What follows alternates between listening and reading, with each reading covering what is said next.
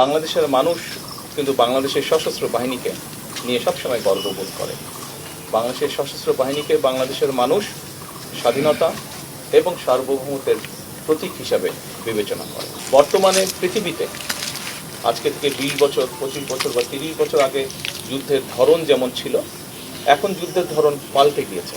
আমরা চাই আমাদের যেটা লক্ষ্য, আমরা যেটা আশা করি, আমরা যেটা চিন্তা করি, সেটা হচ্ছে যে ইনশাল্লাহ ভবিষ্যতে একদিন বাংলাদেশের সেনাবাহিনীর প্রশিক্ষণ বলুন, বাংলাদেশের সেনাবাহিনীর আর্ট বলুন, বাংলাদেশ সেনাবাহিনীর এক্সপার্টিস বলুন, সব নিয়ে পৃথিবীর বিভিন্ন বড় বড় জায়গায় আলোচনা হবে। তারা গর্ব ভরে বা তারা কেউ কেউ হয়তো হিংসার দৃষ্টিতেও বাংলাদেশ সেনাবাহিনীকে কথা বলবে।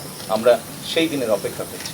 সেনাবাহিনীর একটি মূল বিষয় হচ্ছে প্রশিক্ষণ, আরেকটি মূল বিষয় হচ্ছে চেইন অফ কমান্ড। এইটি আমাদেরকে, কারণ ডিসিপ্লিন রক্ষা করতে হলে অবশ্যই চেইন অফ কমান্ড আমাদেরকে মানতে হবে।